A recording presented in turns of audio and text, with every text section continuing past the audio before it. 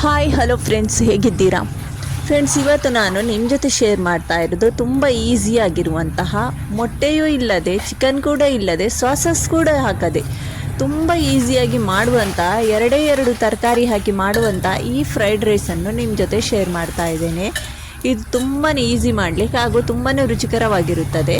ಬನ್ನಿ ಫ್ರೆಂಡ್ಸ್, ಇದನ್ನೀಗ ನೋಡ್ಕೊಂಡು ಬರೋಣ ಹೇಗೆ ಮಾಡೋದು ಅಂತ. ರೆಡಿ. ಇಲ್ಲಿ ನಾನು ತಗೊಂಡಿದ್ದೇನೆ ಒಂದಿಷ್ಟು ಬೀನ್ಸ್ ತಗೊಂಡಿದ್ದೇನೆ ಹಾಗೂ 2 ಕ್ಯಾರೆಟ್ ತಗೊಂಡಿದ್ದೇನೆ. ನಾನು ಇದು ಒಬ್ಬರಿಗೋಸ್ಕರ ಮಾಡ್ತಾ ಇರುವ ಫ್ರೈಡ್ ರೈಸ್. ನೋಡಿ, ಒಂದು ಈರುಳ್ಳಿ ಕೂಡ ಸಣ್ಣಗಿರುವಂಥ ಈರುಳ್ಳಿ ತಗೊಂಡಿದ್ದೇನೆ. ನೀವು ಸ್ವಲ್ಪ ಜಾಸ್ತಿ ಜನರಿಗೆ ಮಾಡುವುದಾದರೆ ಜಾಸ್ತಿ ಕ್ವಾಂಟಿಟಿಯನ್ನು ತೆಗೆದುಕೊಳ್ಳಿ.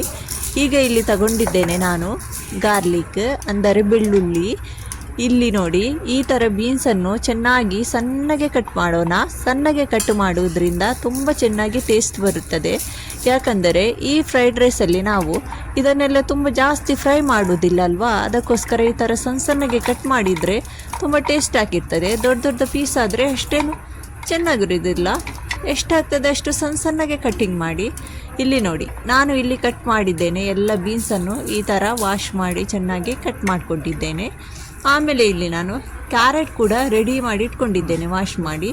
ಈಗ ಈ ಕ್ಯಾರೆಟ್ನ ಸಿಪ್ಪೆಯನ್ನು ತೆಗಿತೇನೆ. ನೋಡಿ, ಈ ಥರ ಮೇಲೆ ಇರುವ ಎಲ್ಲ ಸಿಪ್ಪೆಯನ್ನು ಕ್ಲೀನ್ ಮಾಡ್ತೇನೆ ಕ್ಯಾರೆಟದ್ದು. ಆಮೇಲೆ ಈ ಕ್ಯಾರೆಟನ್ನು ಕೂಡ ತುಂಬ ಸಣ್ಣಗೆ ಕಟ್ಟಿಂಗ್ ಮಾಡೋಣ. ಈ ಥರ ಕಟ್ಟು ಕೊಟ್ಟು ನೋಡಿ, ಈ ಥರ ಕೊಟ್ಟು ಚೆನ್ನಾಗಿ ಸಣ್ಣಗೆ ಕಟ್ ಮಾಡ್ಕೊತೇನೆ. ತುಂಬಾ ಈಸಿ ಫ್ರೆಂಡ್ಸ್ ಇದು ಮಾಡಲಿಕ್ಕೋಸ್ಕರ.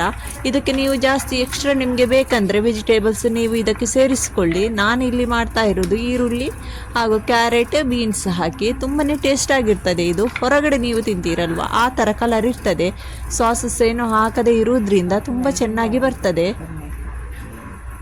ಈಗ ಇಲ್ಲಿ ನೋಡಿ, ಕ್ಯಾರೆಟ್ ಕೂಡ ಕಟ್ಟಿಂಗ್ ಆಯಿತು.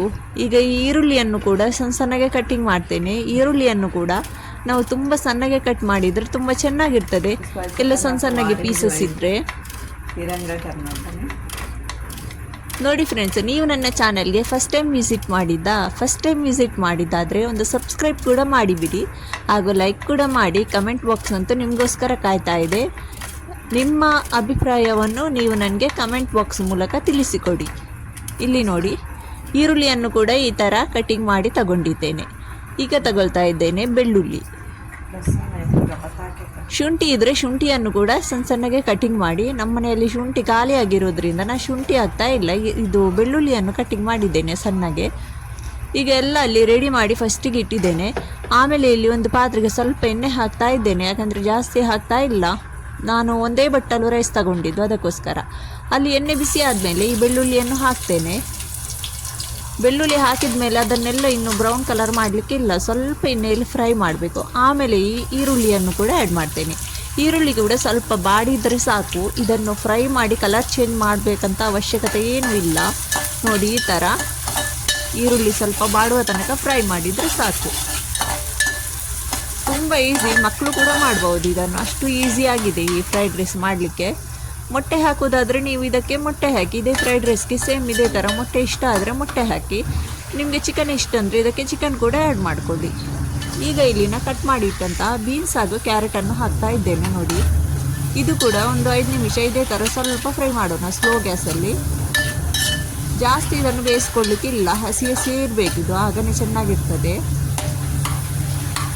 ನೋಡಿ ಫ್ರೆಂಡ್ಸ್, ಈಗ ಇದು ರೆಡಿ ಆಯಿತು. ಸ್ವಲ್ಪ ಉಪ್ಪು ಕೂಡ ಹಾಕೊಳ್ಬೇಕು ರುಚಿಗೆ ತಕ್ಕಷ್ಟು. ನಾನಿಲ್ಲಿ ರೈಸಲ್ಲಿ ಕೂಡ ಉಪ್ಪು ಉಂಟು, ಬೇಯಿಸ್ಕೊಳ್ಳುವಾಗ ಉಪ್ಪು ಹಾಕಿದ್ದೇನೆ. ಅನ್ನಕ್ಕೆ ಕೂಡ ಅದಕ್ಕೆ ನಾನು ತರಕಾರಿಗೆ ಬೇಕಾಗುವಷ್ಟು ಹಾಕಿದ್ದೇನೆ.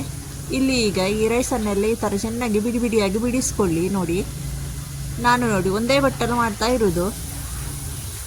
ನಾನು ಒಮ್ಮೊಮ್ಮೆ ಇದೇ ಥರ ಮನೆಯಲ್ಲಿ ಯಾರಿಗೂ ಏನಾದರೂ ಸಾರು ಇಷ್ಟ ಇಲ್ಲ ಅಂದರೆ ಪಟಾಪಟ ಅಂದರೆ ಈ ಫ್ರೈಡ್ ರೈಸನ್ನು ಮಾಡಿ ಕೊಡೋದು.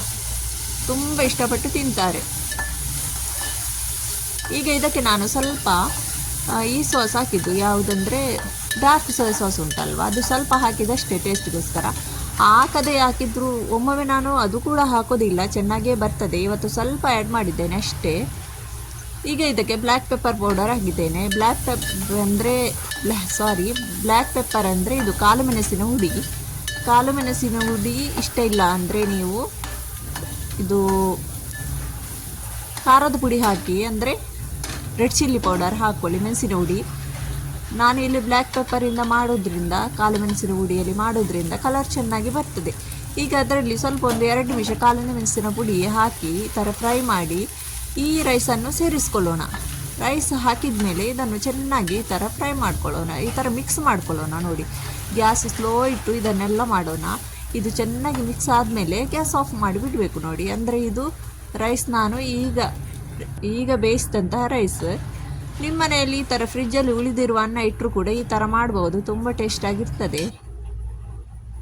ಮಕ್ಕಳೆಲ್ಲ ವೆಜಿಟೇಬಲ್ಸ್ ತಿನ್ನೋದಿಲ್ಲ ಅಂದರೆ ಫ್ರೈಡ್ ರೈಸ್ ಈ ಥರ ಮಾಡಿ ಕೊಡಿ, ತಿಂತಾರೆ ಇಷ್ಟಪಟ್ಟು. ಇಲ್ಲಿ ಈಗ ನಾನು ಕೊತ್ತಂಬರಿ ಸೊಪ್ಪನ್ನು ಕೂಡ ಕಟ್ ಮಾಡಿ ಇಟ್ಟಿದ್ದೇನೆ, ಸ್ವಲ್ಪ ಕೊತ್ತಂಬರಿ ಸೊಪ್ಪು ಕೂಡ ಹಾಕ್ತಾ ಇದ್ದೇನೆ.